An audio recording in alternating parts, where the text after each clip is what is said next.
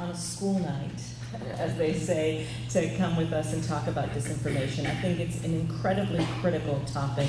It has been addressed in the United States in popular media, really in terms of this term, which I hate, fake news, because it's of course been appropriated to mean something different from what it originally meant.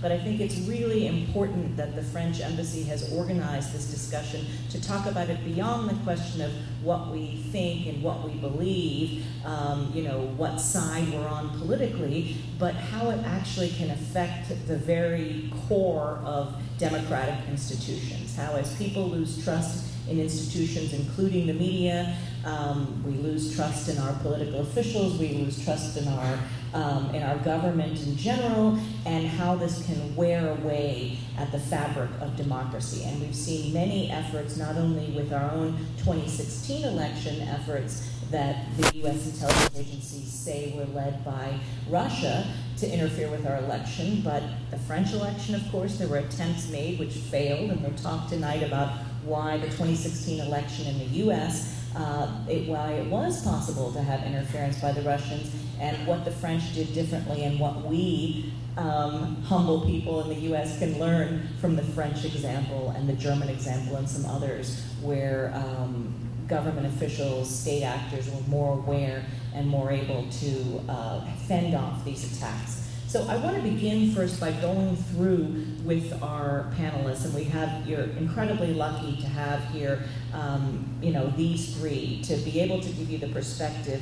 John Lansing, of course, from what used to be called the Broadcasting Board of Governors, but is now called newly the U.S. Agency for Global Media.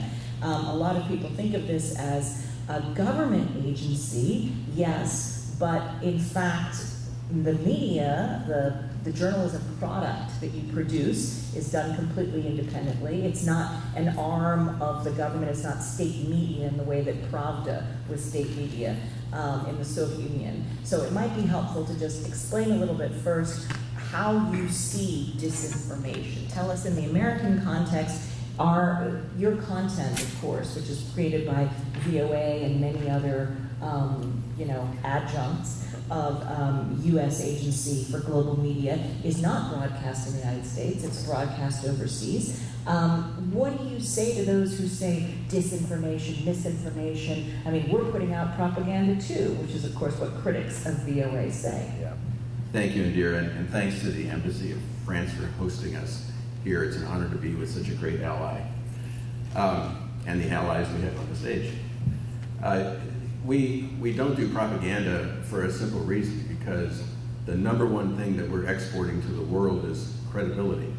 That our journalism is independent, and it's independent because the statute that created Voice of America and Radio Free Europe made it illegal for the government to interfere in the independent editorial decision-making of our journalists and the leaders of our various news networks. And that's important because to be believable around the world, as I said, we have to be credible. And to be credible, we have to be truthful. And that line is actually something I'm quoting from Edward R. Murrow from 1961. And it really is the mantra of what we stand for. And increasingly, I had the honor to meet with Senator McCain about a year before he got sick. And he said this in a meeting along with one of my board members, Ambassador Ryan Crocker, and he wasn't kidding. He said that the current attack on democratic institutions, whether in France, in the United States, or anywhere, is literally an act of war. And he wasn't kidding. He wasn't being euphemistic. He really meant it. And so it's true. It's become an information battlefield. And unfortunately, propagandists have a bit of an advantage, because the goal of a propagandist, say Vladimir Putin, is to destroy the very idea that empirical facts even exist. Because in their eyes, if you can destroy the idea of a set of facts that foes and opponents have to agree upon, then the biggest liar can win the game. And so we're playing a game of truth against lies. And it really ties a hand around our back. And often somebody, even on Capitol Hill, will say to me, you know, why don't we do what the Russians are doing? And I have to keep hammering home that if we did what the Russians were doing, we'd be playing exactly into their hands. We would help them prove that there's no such thing as the truth. And so our number one job is to seek the truth, just like you do in your journalism work, your great work through the years, is seek the truth, tell the truth, and hold people accountable to the truth. And if people don't like that, then that's not unusual or unknown to me. I've done this for a long time. But ultimately, our institutions require that there be an agreed upon set of truths so that you can't have a foreign government or somebody within our own country that could really just undercut everything we believe about what makes a democracy work. Well, I don't want to get too political here, but when you talk about the notion of Vladimir Putin trying to undercut objective truth, you know, what is real and what is not, I mean, this is, of course, the playbook that we've seen from many authoritarian leaders throughout the world and also throughout the decades. It is maybe a favorite tactic of the 20th century and early 21st century, but it existed a long time ago, long before we had the internet or television anyway. But the problem is, of course, that it becomes political when we have our own president saying, you know, black is white, that's not true, you know, and trying to discredit the media, the American mainstream media, and say you're all liars, you're all fake news. I mean, that puts you in a difficult position as well, because to have our own president undercutting the credibility of independent reporting, Voice of America, Radio Free Asia, Radio Free Europe, these are all independent journalistic institutions. He doesn't pick on them specifically, but by undercutting the press in general, it's not just an attack on press freedom, it's an attack on what we think of as truth. And then people think, oh, well, I can only believe him. I can't believe, you know, the sources of information that I'm getting. Yeah. Does that concern you? Well, it does put me in an uncomfortable position. I have to agree with that. Well, here's the thing. I agree that it isn't a good thing for our leaders to undercut the idea of the value of a free press.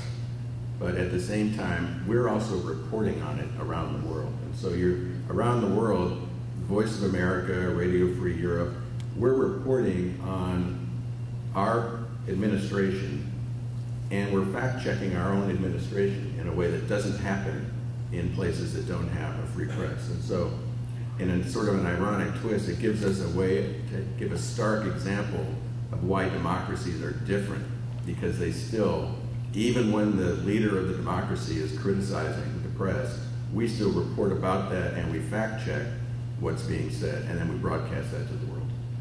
I want to come back to this whole issue of truth and trust and reality, because we can have an entire conversation about public distrust in the media, which predates the specific misinformation, disinformation campaign that came from Russia in the 2016 campaign. As you well know, public trust in the U.S. media has been falling since the late 70s, and there are a whole host of reasons for that, although in just the last 2 years after the 2016 election, public trust in the news media has actually been inching up, which is interesting, suggesting that President Trump's attacks on the media may be actually backfiring. We can come back to that. But I want to move on to Jean-Baptiste to ask you the sort of elephant in the room question, and I think there's very little understanding in this country about why what worked on us, what, you know, the Russian disinformation campaign worked in 2016. And by worked, I don't mean got a specific result, because I don't think the Russians were even necessarily trying to get Trump elected. From all we know, they didn't actually think he would be elected, but they wanted to sow confusion, sow doubt,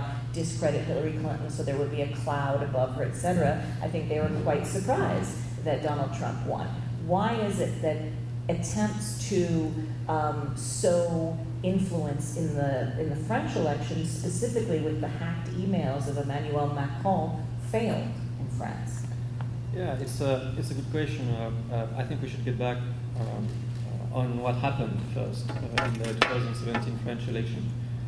So what happened was both a disinformation campaign against the candidate Macron, false rumors, that culminated, for example, in one episode that was called #MacronGate, 2 fake documents suggesting that he had an offshore bank account, secret offshore bank account. None of which was true. It was false, obviously, and it was proved to be false quite quickly, actually. So disinformation campaign, that's quite classic. And then in parallel, you had cyber attack with hacking of the email inboxes of 5 of its closest collaborators, and then the release of 9 gigs of data, including more than 20,000 emails, only 48 hours before the last round, the last vote, trying to influence the vote. So that's what happened. Then there is the issue of attribution. We can get back to that. It was not formally officially attributed, but all the experts are pointing to the same direction. To Russia? Yeah, to Russia. So more specifically to the GRU, which is the military intelligence. So why did it fail in the case of France, and why not in the case of the US?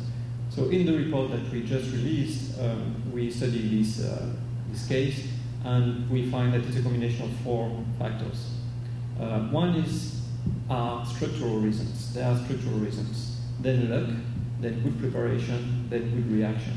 So the structural reasons are that the political ecosystem is not the same in France. It's a direct election of the president, which makes it more obvious, which makes any attack more obvious. So no electoral college? No electoral college. Then we have a 2-round election, so it makes it more difficult for the attacker to know who will be at the second and last round. In that case, Macron was not obvious, actually. So political ecosystem is not the same. Media ecosystem is not the same. We rely more on mainstream media and less on conspiracy websites, which are pretty popular in the US, or tabloid-style media outlets, which are pretty popular in the UK. So there is a general trust in mainstream media. So these are the structural reasons. Then luck, because... But also you didn't mention the press blackout, the 48-hour press blackout law, which we do not have here. Maybe you can explain that. Exactly. So 48 hours before the votes, you cannot use the press to make any political comments on the election.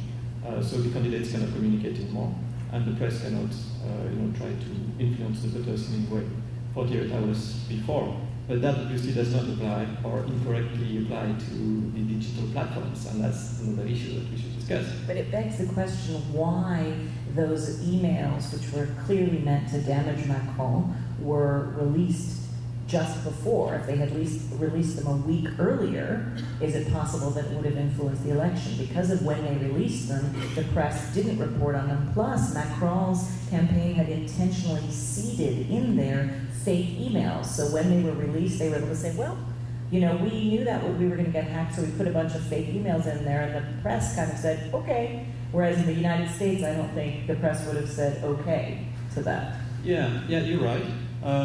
But at the same time, it all depends on the content of the emails. And in that case, they were revealing nothing interesting. So there were nothing especially scandalous or interesting in the email about Macron's campaign.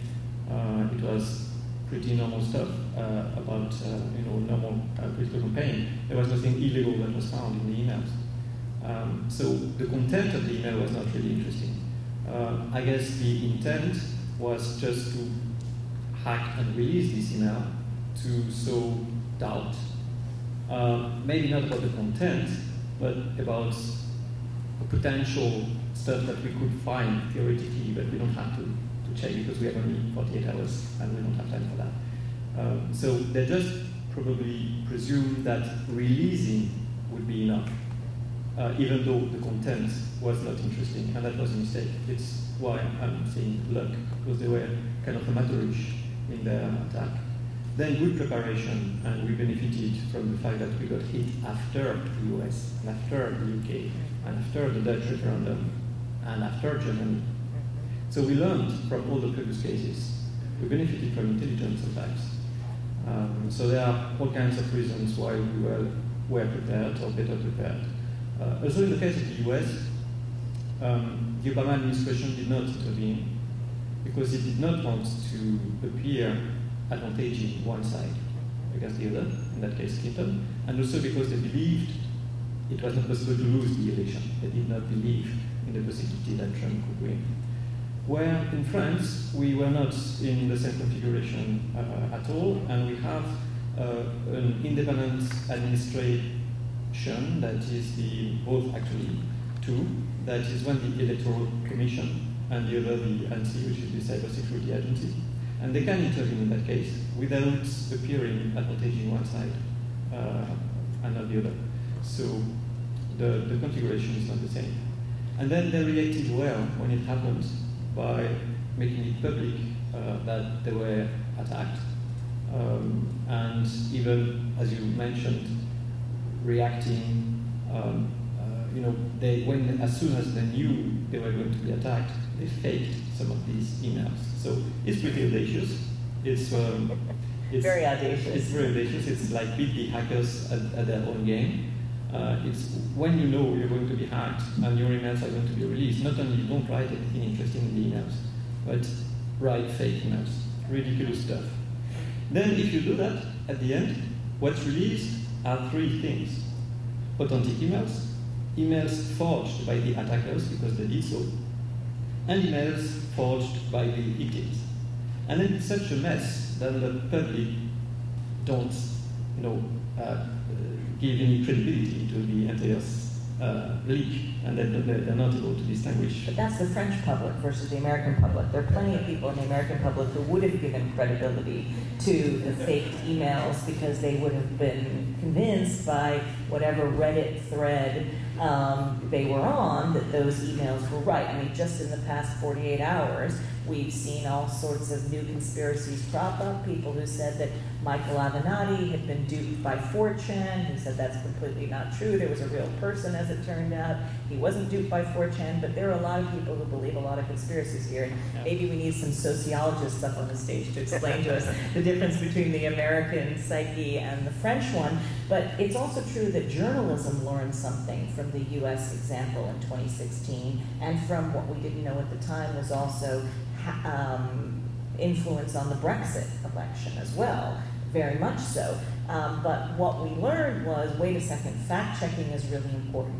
Real-time fact-checking is important, and getting out there really aggressively and saying what the truth is. So in fact, a group was formed. Depayan sits next to the woman who was behind it at his office at the Shorenstein Center at Harvard, but Crosscheck, which was a project between British fact-checkers, French fact-checkers, to really heavily blanket. We at Poynter, I was the ethics chair at Poynter for the last year and a half, and we at Poynter, which is the home of the International Fact-Checking Network and PolitiFact, were heavily involved in that. And so there was like active 24-hour round-the-clock fact-checking going on of the French election in a way that wasn't as popular at the time of the American election in 2016.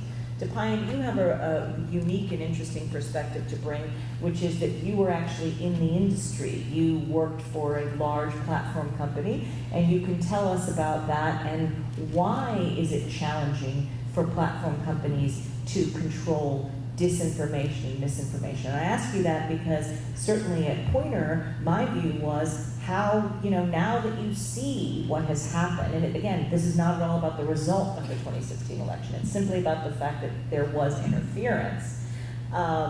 Set aside the result, why can't Facebook, why can't these platforms do something about it? As soon as they see the misinformation, disinformation, cut off those accounts and not amplify it through the algorithm.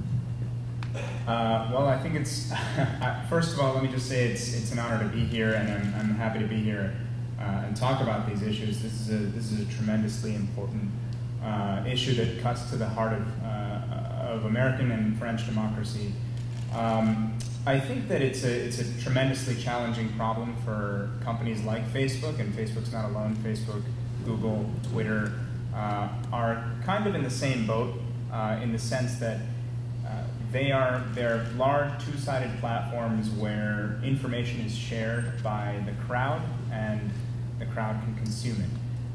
Things can go viral, things might not go viral, but there's ultimate control from the individual user over whether or not content gets published on their account. And that's kind of the commonality that these three companies and the major platforms that they host share.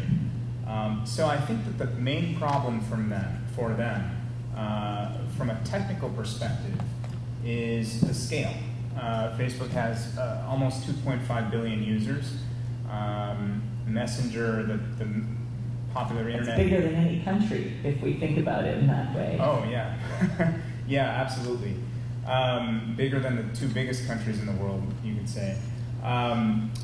So it's a problem of scale. How do you create an operation, even using the latest technologies available today in artificial intelligence and machine learning? How do you create a technological operation that can track everything that's happening on your platform in real time and assess whether or not it's true, and make a determination as to whether or not it should stay online, or whether or not it should be red flagged for the eventual viewer, or whether or not it should just be taken down. So that's the technical problem of scale. There is an argument that this problem of scale is something that's achievable, something that the industry can do. If we think about Facebook, Facebook has tremendously huge profit margins. It's a cash-rich company. It basically is a website that shows a digital ad and collects money for it, and that means that, especially given its low operating cost, it makes a lot of money, and it invests a lot of that capital in technological projects, including in artificial intelligence, to create a better news feed, to create a more seamless operation in Messenger, to enhance all of its leading platforms and products, from WhatsApp to Oculus to everything coming down the pike. And so it's investing heavily in artificial intelligence, as are all of these companies. Why can't they invest in a more robust operation to cut out disinformation from their platform? Well, I think that it's I think that it's about their commercial interest. We have to strike straight to the heart of the economic logic behind the consumer internet. When I say the consumer internet, again, I'm talking about these popular companies that we use. When we think about the economic logic, the business model is very simple. The business model is to create a tremendously compelling application, like the news feed or the Twitter feed, or YouTube recommendations, let's say. Second, to collect data in an unchecked manner on each individual, so that you can create behavioral data profiles on each individual. Third, to develop in an ongoing way tremendously sophisticated algorithms that do two things: target advertisements and curate content in the news feed or whatever social media product we're talking about. And that business model is built so as to benefit the interests of the clients of these companies, which are advertisers. And up until 2016, these companies were simply not doing anything about whether or not their clients, the people paying them money and from who were contributing to their revenues, they were not doing anything to assure whether or not advertisers had legitimate interests or nefarious interests. And so to actually cut them out of the process entirely would, you could say, go against the commercial interests of the leading companies that we're talking about. So I think the challenges are both technical and commercial.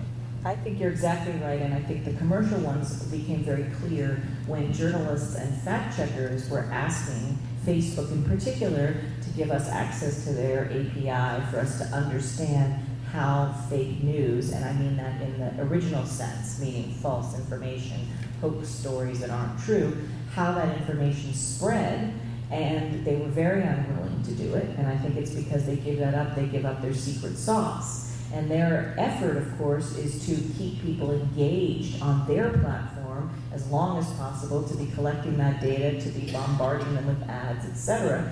And that also feeds into the notion of these so-called echo chambers or filter bubbles, that if you know that somebody is politically conservative or politically liberal or they love animals or whatever their thing is, then if you keep, that causes the algorithm to raise more content that they like, that they engage with, and tends to, you know, magnify that side. So that then, I think what we discovered from the research was that people, very animated people on the right and the left, were being blinded to other points of view because what Facebook was elevating for them was more and more and more of the stuff they had clicked on, and they had a sort of twisted, distorted view of what the reality was in the whole ecosystem. So let me ask you, to that end, what has your thought been about how Facebook has dealt with or not dealt with the banning of individuals such as Alex Jones of InfoWars and Jerome Corsi and other people who have spread very noxious and nefarious conspiracy theories, including, you know, claiming that Sandy Hook or that Parkland, these massacres of children, that they never happened and those were crisis actors? I think the short answer is not very well. They have not handled these situations very well. But I think that they've handled them in a way that suits their interests. Again, going back to their commercial interests. It's a very difficult situation for these companies to make determinations as to whether or not something constitutes disinformation or hate speech, or let's say even at the borderlines of nudity, anything that might constitute a violation of their content policy in a novel way is something that these companies don't want to approach, because they don't want to say that, yeah, we're the arbiter of truth and we think that's right and that's wrong. They don't want to say that yes, we think that let's say Richard Spencer, a far-right activist in the United States, we think that he is promulgating hate speech. They don't want to make these kinds of determinations, because when that determination is made by the company, let's say by Facebook or Twitter, that means they're falling somewhere on a spectrum, and everybody on the wrong side of that spectrum is going to resent the company for it. Everybody who is pushing for Alex Jones to be taken off the platform will then say, well, why didn't you do this a lot earlier? And so none of these companies want to be in these kinds of situations. This is the core problem in content moderation, whether we're talking about hate speech or disinformation in the French context or the US context or any democracy. And I think that is a tremendously challenging problem for the industry. And I think the solution lies in having third parties tell the industry where it should fall on these kinds of decisions. That's what the industry wants. It wants those kinds of policies determined by third parties so that they can shift the responsibility away from Silicon Valley and shift it onto the Boston Globe, or shift it onto the French government or the US government. You use the term content moderation, which is, of course, a term of art in the industry. So to explain that, it means, you know, who's looking at the content that is appearing on the platform and deciding thumbs up or thumbs down on spreading it. What I think one problem with content moderation is not enough humans in the game. When you have algorithms and machines, which is understandable if you have more than 2 billion people in this Facebook Nation community, you can't have enough editors to be looking at every piece of content. But the downside of that is that then certain things get flagged and taken off the platform and banned. And I'm thinking of the famous award-winning Vietnam War photo of the girl in the My Lai massacre running naked through the street because of Agent Orange. And that was taken down from Facebook as child porn, which of course it's not child porn. It's an important award-winning Vietnam War photo. And yet other people who have said horrible things to people on Facebook, like, you know, your child never died, those people are allowed to stay on and on and on. So I think for the industry, as you say, to want to put it off on third parties, you're absolutely right, but they're really eschewing a moral responsibility. They're not playing their part. And what they did, for example, with Pointer is they said, we want you, International Fact Checking Network, to organize the third-party fact checkers. but then they didn't give the third-party fact-checkers the power to actually take down content. All the third-party fact-checkers could do would be to flag content, saying this is untrue or that is suspicious, but it still appeared in people's feeds, and Facebook didn't share publicly the information of how much the flagging of false information with third-party fact-checkers had actually reduced the sharing, the onward sharing of those. John, let me ask you, you know, it feels as if it's not just the Russians who are trying to interfere in our election. Donald Trump has been talking nonstop for the last couple of weeks since he decided to put more tariffs on China about China. He's now claiming that China interfered in the 2016 election and that China was trying to interfere in our midterms. I know we can't litigate that up here, and that's not your role, but where are the threats? And how does your agency, as a sort of producer of news that goes outside of the U.S. that's meant to be credible, how do you address these threats? Well, it's a great question. You know, Freedom House, and I'm sure you're aware of this, came out with their report this year that only 13% of the population of the planet Earth lives in a place that has a free and open press. And it's gotten worse steadily over the last 7 years. Where do we fall? Not number one. Who's number one? Oh, I think it's one of the like Scandinavia. I was going to say Sweden or something. But it's like a virus spreading around the world. These dictators, whether it's Hun Sen in Cambodia, whether it's what's going on in Poland, what's going on in Turkey with Erdogan. I mean, in that case, it's a NATO country. You're seeing the press being Poland too. Poland too. We had a deep dive today on Pakistan. Pakistan, we had 3 experts with a group of people similar to this, and said that the media in Pakistan is diverse, but it's not free. That the media is complicit with the government, which gets to a point about Facebook, and that 23 is the median age for 200 million people in Pakistan. And so half of Pakistan is 23 or younger, and the vast majority of that audience is using social media platforms to get their information. Because if they rely on the government, they'll get only the government narrative. So that's what's actually spreading around the world. It's countries taking over the narrative and depriving citizens of the ability to have information where they might be critical of the government that is usually illegitimately in power. And so what we do with Voice of America is that we report in those countries using all platforms, using television, radio, and increasingly and much more aggressively social media platforms, so that we can tell the story and people can get to the truth. And that's very upsetting to these dictators. So in Cambodia and Vietnam, we had journalists thrown in jail, evicted from the country. We had our bureau in Islamabad shut down. Lots of very, very dangerous situations for our journalists around the world as they're confronting some of these places where truth is considered, the enemy. And VOA reported that routinely denied visas in China. I know from my own experience. Yeah, absolutely. Reporting from there. Absolutely. In our agency, the U.S. Agency for Global Media, there's actually 5 major networks around the world. VOA is the largest. Radio Free Europe is second. Then we have Radio Free Asia, the Middle East Broadcasting Networks, and then we broadcast into Cuba on the Martis. But to answer your question, it sounds a little basic, but what's missing in these countries is fact-based, independent, original reporting and investigative reporting.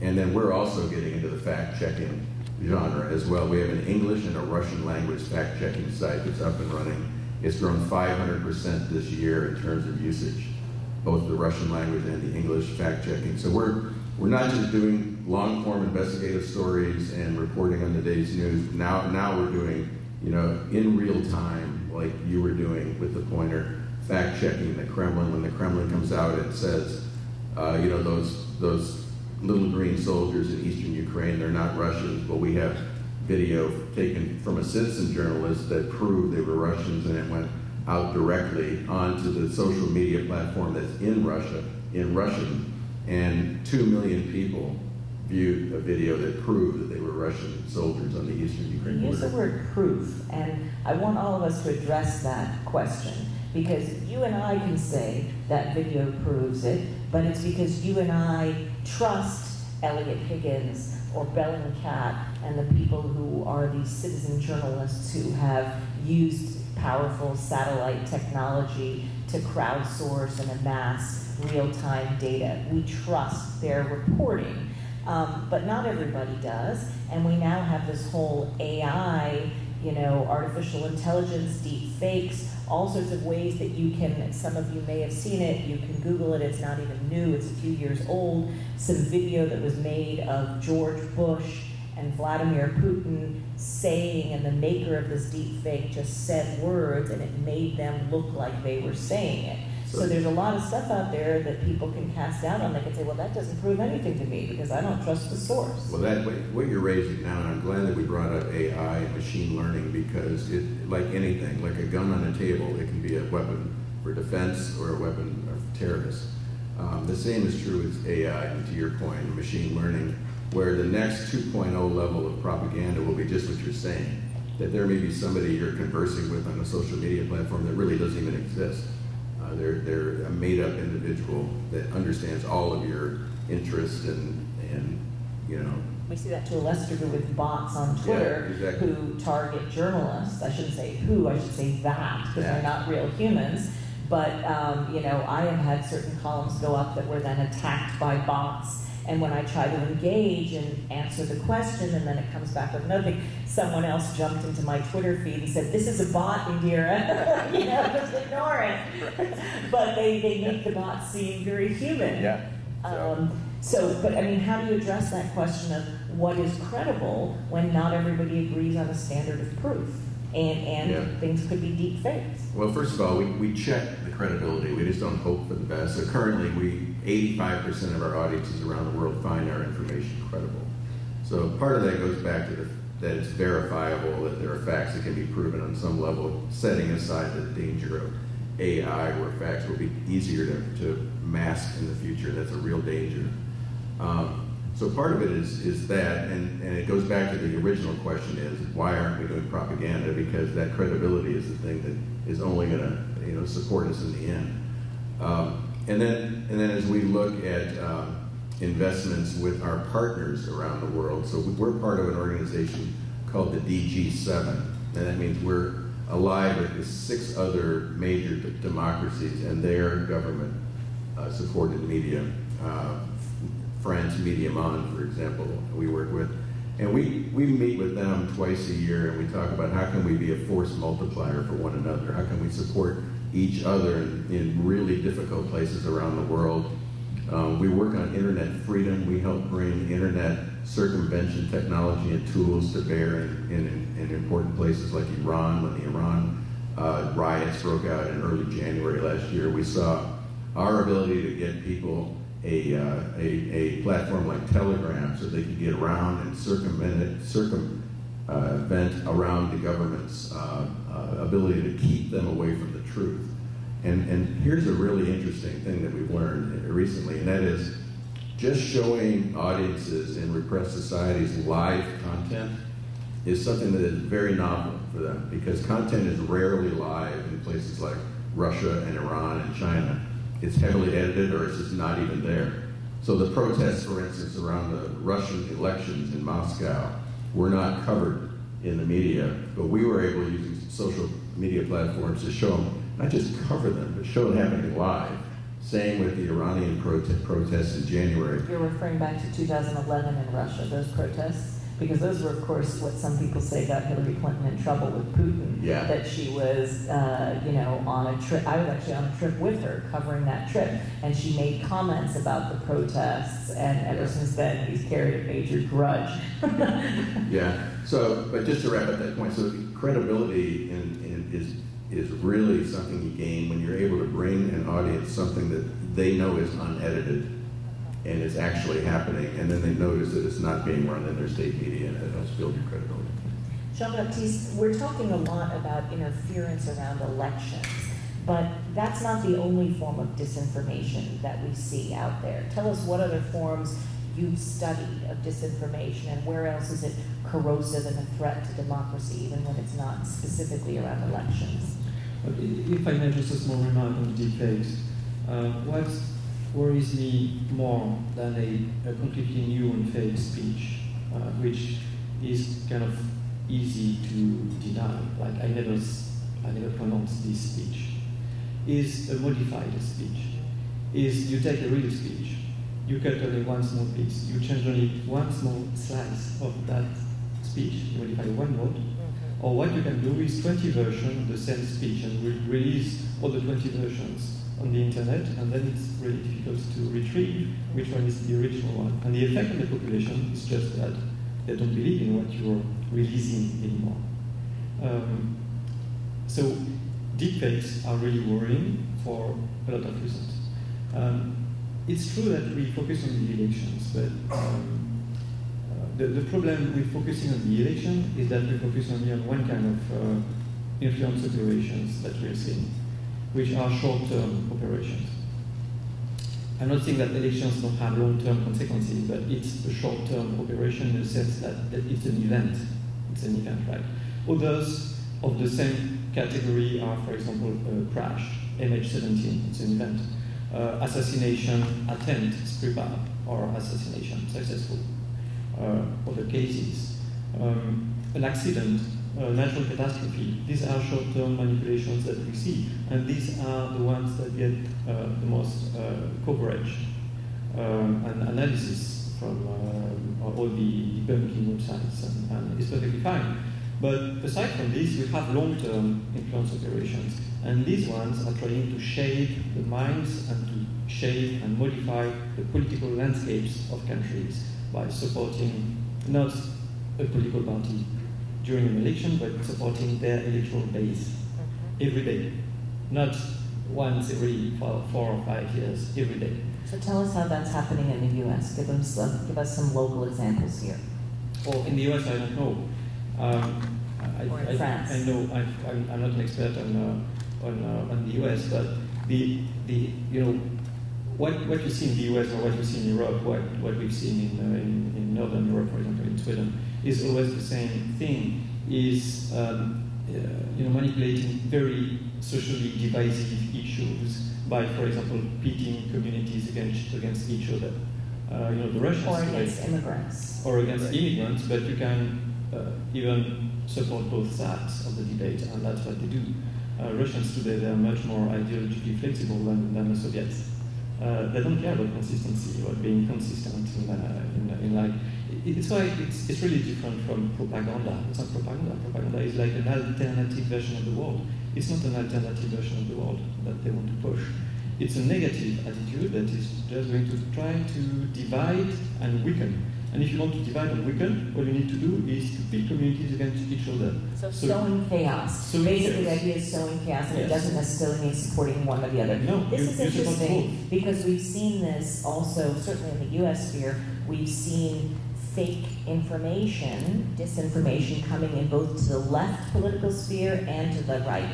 And so you see these hyper-partisan websites on both sides of the political aisle. It's the extremes, who have been fed by these Reddit threads, fed by things like, I'm naming 4chan and QAnon because they're the most famous, but there are plenty on the left that have fed all sorts of conspiracy theories that aren't true also. All right, so how can we transatlantically, what can the US and its European allies, including France, I would say, maybe led by France since you had a successful experience after your election, what can we do to work together to fight this kind of disinformation? So that's the difficult issue of international cooperation. I think before going international, we should resolve the issue of the internal cooperation between our own agencies. Like in the US, you have a lot of resources devoted to fighting information manipulation, Global Engagement Center within the State Department, various task forces within Justice or Homeland Security, intelligence services. The main issue is coordination. You first need to better coordinate, you like us, between all these internal agencies before going international. So we have first an issue about intra-cooperation. Then we can talk about inter-cooperation. And I think a forum like the G7 could be useful, and they already announced a rapid alliance mechanism. that is interesting, but it's not everyone. You can do interesting things with NATO. NATO is already doing interesting things in a center like the Riga Platform Center of Excellence. So there are already some hubs in Riga, in Brussels. Washington, D.C., you have interesting events like the Atlantic Council, Stratcom, annual events like next week. I'll be back for that reason. So these are interesting places where you can share. But concretely, every day, it's only at the bilateral level, I believe, because these issues are so sensitive and they imply most of the time intelligence sharing. Yes. So bilateral relations should be the starting point. We can do stuff in G7, NATO, EU, but as you said, NATO, EU, you have, like NATO, you have Turkey. EU, you have also countries like, you mentioned Poland, but there's also the issue of Hungary with Orban, Romania, Cyprus, and Greece, which are quite sympathetic to the Russian interests sometimes, or more than we would expect. So, too many, you can't do much. Bilateral relation should be the first step. All right, before we open it up to questions, I just want to give Dikayan a chance to say, you gave us a kind of dim view of how Silicon Valley doesn't really want to solve the problem. It's not necessarily in their interest because their business model is engaging us as long as possible, advertising to us, targeting us, and so, yeah, okay, this is collateral damage, disinformation, but really cleaning it up would involve an entire change to their business model. Is there any good news you can pick out from us from your time in Silicon Valley? Is there anything that business is doing to try to fix this? We know in Europe they're being forced to by the hand of regulation. That has obviously not happened here in the US. Is there something that business can or should be doing, particularly on this side of the Atlantic, short of regulation? Well, it's a difficult question. It touches on the types of things we were talking about earlier. I think that for the most part, at least from what I've seen, the industry is still trying its best to kind of skate over the interests of the people and work around Washington, D.C., work around let's say the policy priorities that are being put forward by Washington, and also to the extent that international governments and jurisdictions are trying to push policy on the industry, those jurisdictions as well. A good example of this is with the Honest Ads Act. The Honest Ads Act is a very simple bill in the United States which says that the disclosure requirements in radio and broadcast need to be brought to the internet. That is that when we've all seen political ads on television where a candidate goes up on a commercial and ends it by saying this ad was paid for by my campaign. And the Honest Ads Act would institute a similar analog for digital display advertisements on the internet and force advertisers to have to say where they're coming from, where their funding is coming from, and so on and so forth. And so a few senators, Mark Warner, Amy Klobuchar, and John McCain, were pushing this legislation in the U.S. And for the longest time, the industry was in stark opposition to it, mostly privately. That is to say, they weren't asked about it publicly all that much, but in private terms with the senators and in other discussions, they basically said, look, this doesn't really have much political weight behind it. It would be meaningful, but it doesn't. It's not going to move. And until and unless you are able to prove that it'll move, why should we support such a measure? It cuts into our potential revenues. Well, by the way, ads is just one thing. It doesn't address content, which is not paid content that is being pushed out by goodness knows who, and is often very dishonestly pushed out. You think it's coming from one source, or you think it's from, you know, the Denver Guardian, or make up fill in the blank, but it's actually some Macedonian teenagers trying to get money on penny clicks for those eyeballs going to a salacious article that they completely made up, and they want to just make money for sneakers. So that, the Honest Ads Act wouldn't actually address the content, the fake content problem. But I'm sure people in our audience have a lot of questions. We have 2 microphones here, right here and right here. So if you could stand up and identify yourself before asking your question, that would be great. Thank you. Hi, my name is Ilan, and I would want to ask a question. I'm sorry, are you just tell us, are you a student? Yes, I'm a student, yes. Okay. So my question is, what would be the line between upholding truth, particularly in the case of Google and Facebook, upholding the truth and censorship? Because obviously there's a danger that if we start banning information because we believe it's false, then there's like it can lead us a path where we start censoring information just because we disagree with it. So what would be the dividing line between those two things? Thank you, Elan. Dikayan, do you want to take that, since I'm sure it's something that came up a lot? Yeah, sure. That's a $1 million question. I think $1 billion question, or maybe even more for Facebook right now, and for companies in the industry. They're trying to answer exactly that.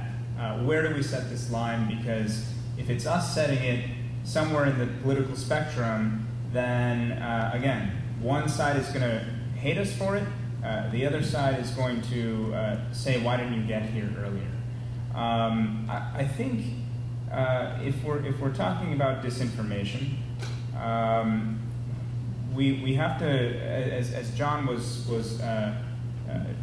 discussing earlier, we have to premise the decisions that we make based on what we can prove. What is the truth? But that's not really, that's not very illustrative.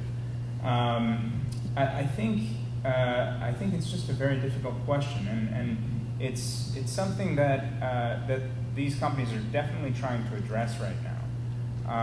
But what they're trying to do is, I think, the right place to start, which is to design algorithms that can assess and analyze all the information that is moving over these platforms in real time, and try to check against the actual facts of the situation, using third-party fact checkers and other services. And then where there's a discrepancy in, let's say, the truth of what's being reported, actually institute a flag, raise a flag for a human reviewer.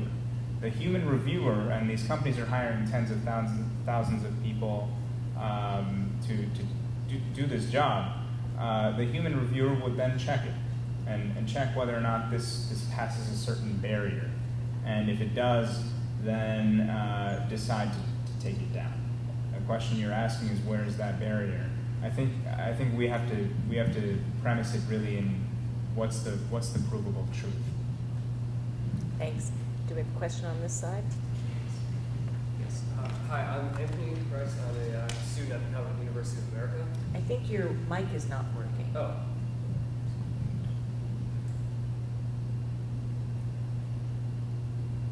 Did we think your questions y'all decided what to use? Sure. Okay. I think we'll come back to you. Hello, my name is Pablo, and we focus a lot on... And you're also a student? Yeah, I am a student. Thank you. We focus a lot on the effect of disinformation on the results of the elections.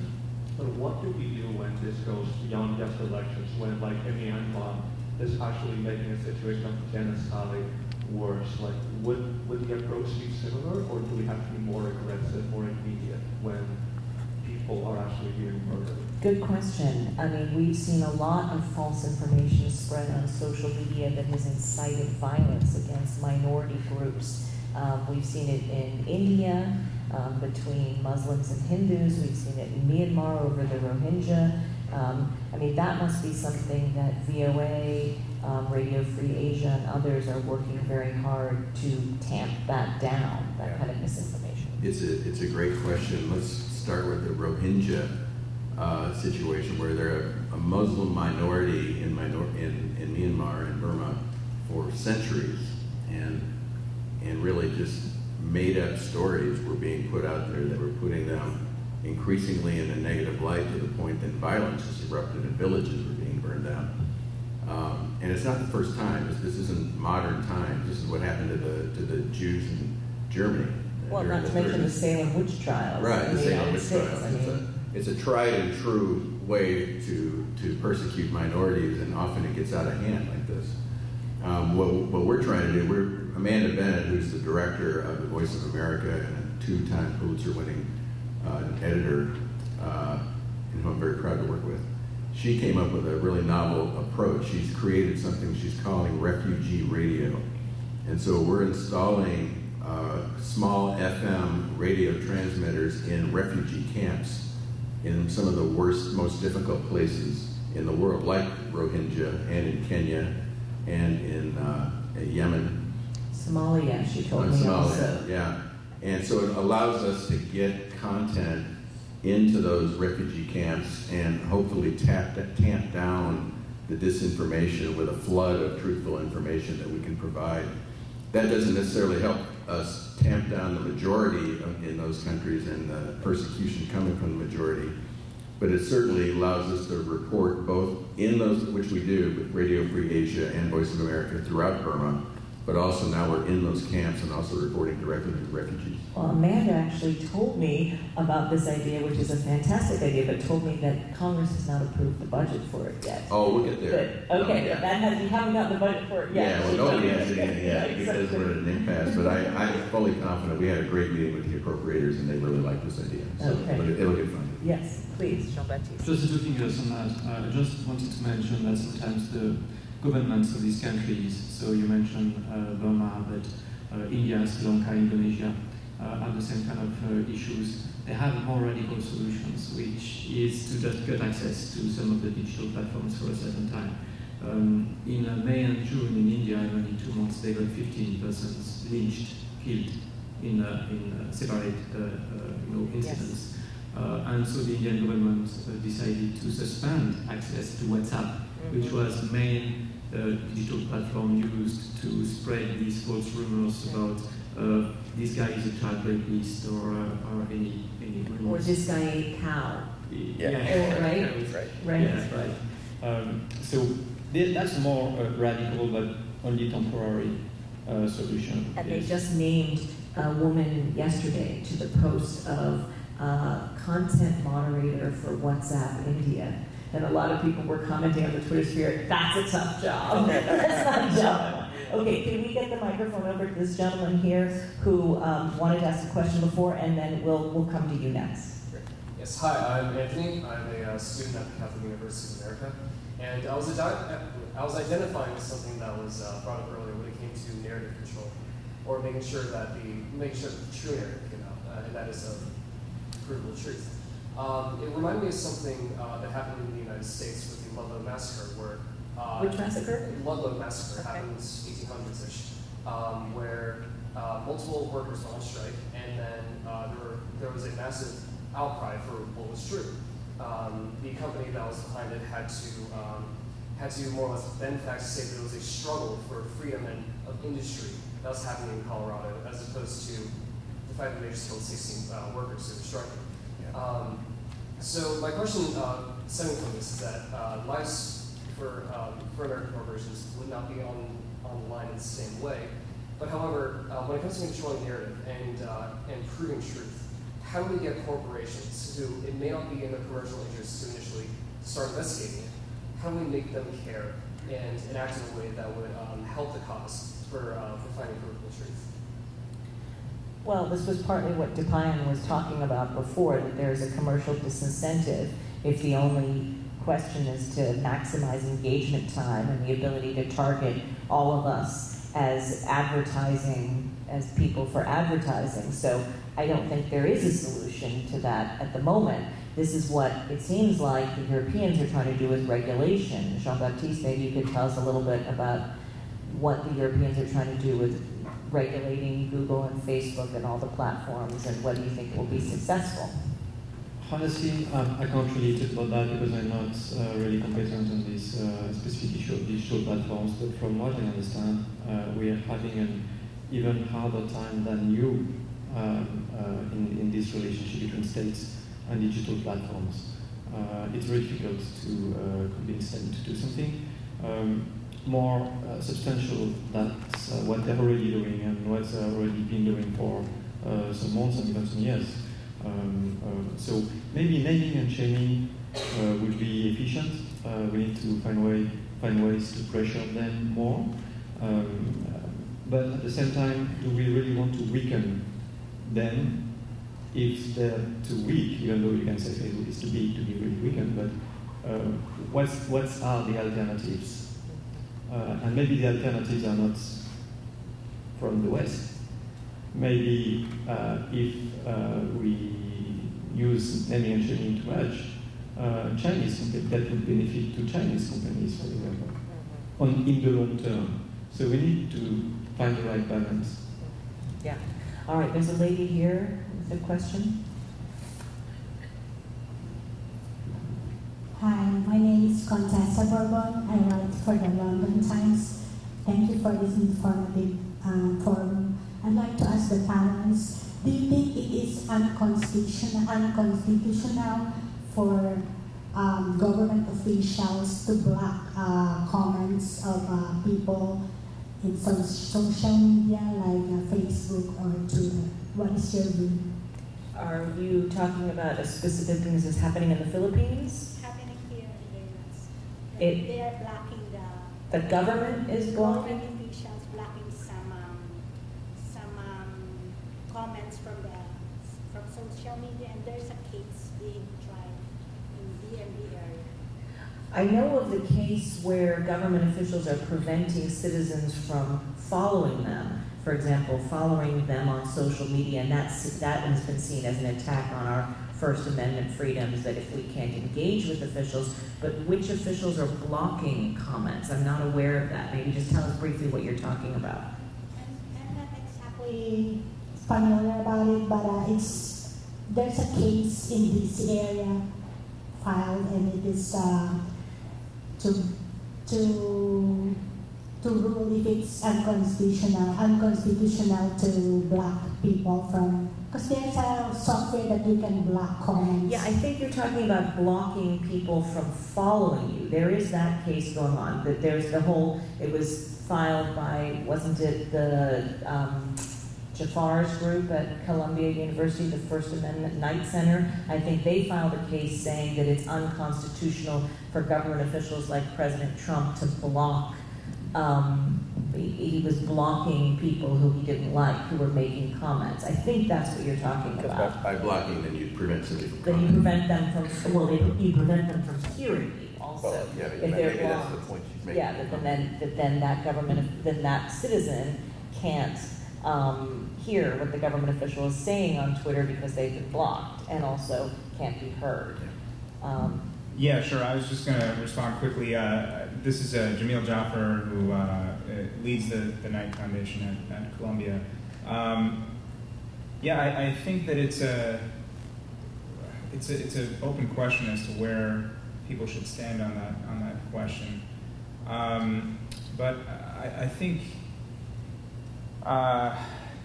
for the companies, they're still in this area where they just are not sure what to do, because they want to shift the responsibility outward. And going back to the earlier question about commercial interest as well, and what maybe we should do in the United States, or what a government like France or the European Union should do going forward. This industry is built to the interests is built to benefit the advertiser.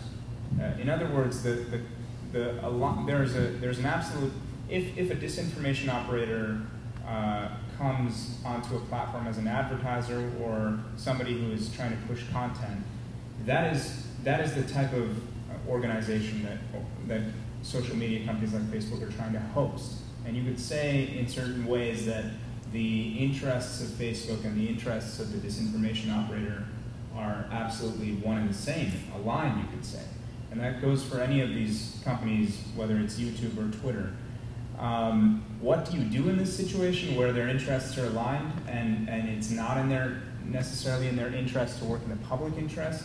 That is to block disinformation or to take clear hate speech propagators off their platform. Well, I think that from evidence, what I was trying to say earlier about the Honest Ads Act is that people have been pushing and pushing and pushing for several years now.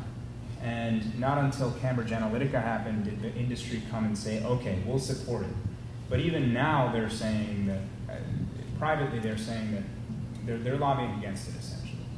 And so I think that it's time for the government to regulate. It's time for the government to really study the business model and adjust it in a way that can protect the public interest, protect these companies' commercial success going forward, and work for democracy as opposed to help fester a fire at the feet of democracy. Do we have time for any more questions? Okay. There's a young woman over here. Yes, you. Yeah, go ahead. Do we have a microphone that we can get to her? He handed me the microphone, but I'll be real quick. Okay, sure. Thank you. My name is Fred Michelle. I'm an historical researcher / businessman from Central Maryland. And I have connections with Connecticut. So I'm not shedding a tear that Alex Jones got canceled on Twitter, okay? Although I do like Paul Joseph Watson, that's another story. Here's my question, just in the interest of brevity. Alex Jones got his Twitter account canceled. The other night we had a sitting United States Senator, an Hispanic American from the state of Texas, getting harassed by a group in a Washington, D.C. restaurant along with his wife. And yet, as of this morning, I think the group is called Free Washington Radical or Free Washington something. Their Twitter account is still existing. So what is it going to take, is my question, for someone like Federal Communications Commission Chairman Pai to contact Twitter and say, look, if you don't do something about this hate speech that's been posted, we will. I'm not familiar with that. I know the incident you're talking about Ted Cruz being pushed out of a restaurant or chased out of a restaurant, but I'm not aware of this particular group that you're saying and what they say on their Twitter account, so it's hard. I don't think any of us know about that Twitter account, so it's hard for us to comment, but the larger point you make, that Twitter has been, of all the social media platforms, the slowest to act in terms of booting off people of any political persuasion who are engaged in hate speech or lies, is true. Twitter has been the slowest to react to that, but we can't comment on that particular one because we don't know about it. All right, the young woman over here. Good evening. I'm Stephanie. I'm an assistant professor at Johns Hopkins SAIS. So, John Lansing, you used the phrase we are at war, or this is a war that we're having against those who spread disinformation, and mostly Russia. I was wondering, Jean-Baptiste, would you use the same rhetoric? And then to both speakers, what do you think it changes whether you use the rhetoric of war or something else in terms of the strategy that you're going to use to respond? Just to be accurate, it was actually John Lansing was quoting the late John McCain as having said that it was a war. So I just want to be accurate here. We're talking about no fake news, no disinformation. So I just want to get the quote right. So John McCain said it was a war. But I do know that many people in the U.S. government certainly see it as it's war by another means. It's war not using bullets, it's war using information. And it's not just government officials who think that. A lot of Russia experts in this country certainly think that as well. Well, the attack on the 2016 election originated in the military wing of the Kremlin. GRU, right? I mean, you were talking about the GRU being behind so many of these attacks. But what about rhetoric? What about the language we choose? Yeah, I think you're right. I used to say that it's just rhetorics. And because it's just rhetorics saying we're at war or not, we can say it or we cannot without any legal implications.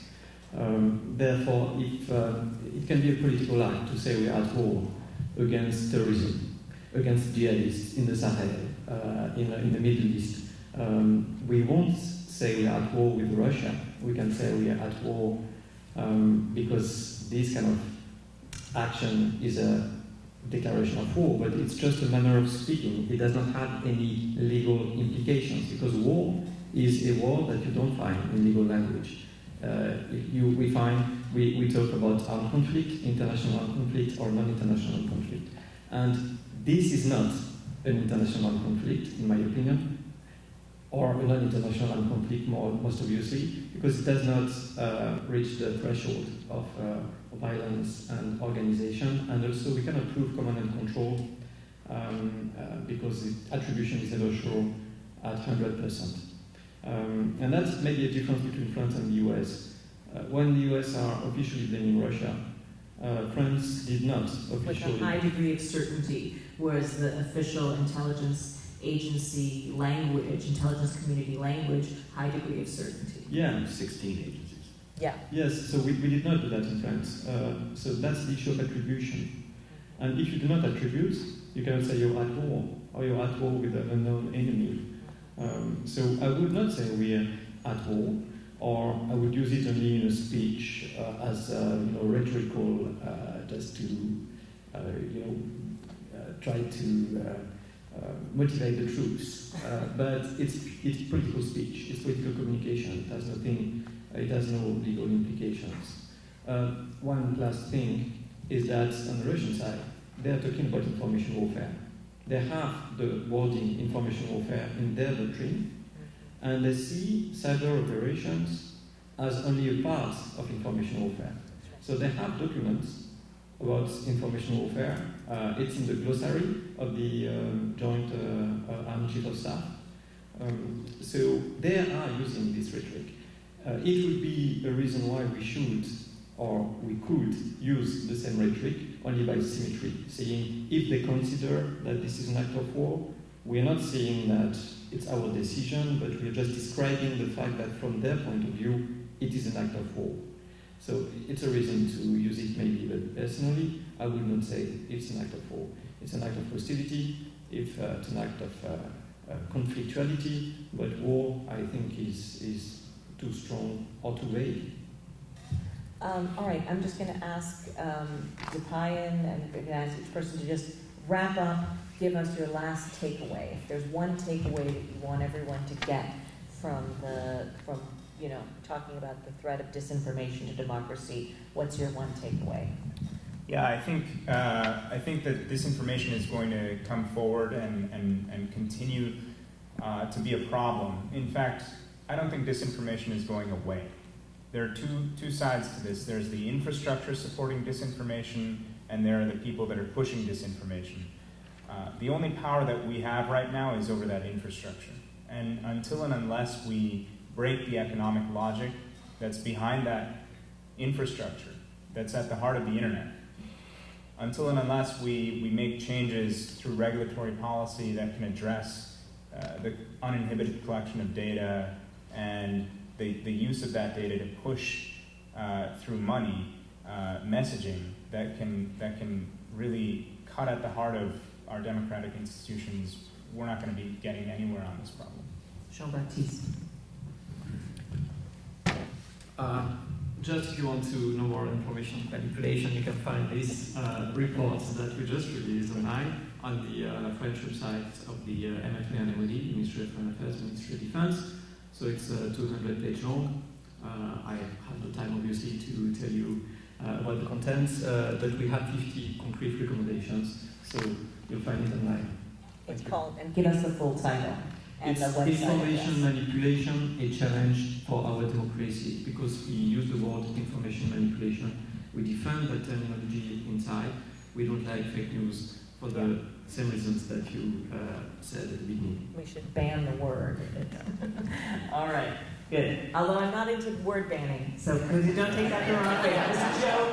It was a joke. I didn't mean we should ban anything. John Lansing. I would just wrap up by saying that I think what we've learned over the last 2 years is that democracies are fragile, that they are reliant upon an agreed upon set of facts, and that institutions are reliant upon a simple belief that institutions like the Supreme Court will make free and fair judgments, or institutions like the Justice Department are not corrupt. And once belief in institutions goes away, I would suggest it's really, really hard to get it back. And so this is something, if you're on the left or the right or the center or independent or in the Green Party, everybody has an interest in understanding the value of a verifiable, believable set of facts. All right, please join me in thanking our panelists for